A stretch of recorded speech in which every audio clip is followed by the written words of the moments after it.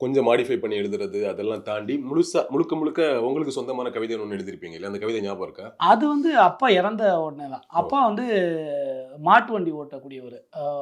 விவசாய குடும்பத்திலேருந்து தான் வந்தேன். கை நாட்டு தாய்க்கும் தகப்பனுக்கும் பிறந்த பிள்ளை தான். ஆனா என்னன்னா, எங்க வாழ்க்கை ரொம்ப அந்த கிராமத்தில ரொம்ப ஜாலியா இருந்தது. நிச்சயம். அப்போ அப்பா வந்து ஒரு தடவ மாட்டு வண்டியில மண் ஏத்துறதுக்காக போகும்போது, ஒரு தடவ ஒரு பெரிய மலை முகடுல மண் எடுத்துட்டு இருக்காரு.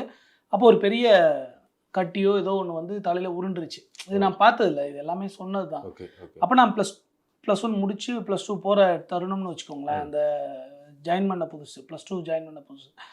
அப்போ வந்து அப்பா கீழ விழுந்தோனே, அதில அவர் அன்கான்ஷியஸ் ஆகி கீழ விழுந்திருக்காரு. அப்போ அந்த மண்ணு வந்து அவர உயிரோட போட்டு மூடிருச்சு. ஓ! மண் மூடிடுச்சு மொத்தமா. மண் ஓ! மூடிருச்சு. ஓ!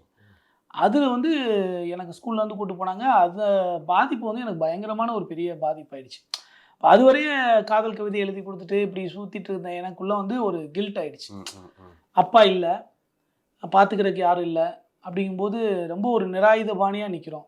ஸோ அதுக்கப்புறம் அப்பாவ நினைச்சு நான் எழுதினது தான் என்னோட கவிதை. முதல் கவிதை. மாட்டு வண்டி பூட்டிக்கிட்டு தென்னாட்டு சிங்கம் போல வண்டியில வருவாரு எங்கப்பா. உருமாலை கட்டிக்கிட்டு ஊருக்குள்ள வந்து புட்டா ஊரே வச்ச கண்ணு வாங்காம பார்த்துருக்கும். சிங்கம் போல எட்டு வச்சு சிறுத்தை போல நடந்து வந்தா காத்து கூட கொஞ்ச நேரம் காத்திருக்கும். பள்ளிக்கூடம் போக பாடநூல் வாங்க காசு பணம் வேணும்னு எங்க அப்பா கிட்ட கேட்டேன். மாட்டு வண்டியில மண்ணள்ளிட்டு பணத்தோட வாரேன்னு போனவரு, எங்க வாழ்க்கையில மண்ணை தள்ளிட்டு பொணமாக வந்தாரு. ம். மாட்டை ஓட்டிக்கிட்டு எங்க அப்பா போனாரு.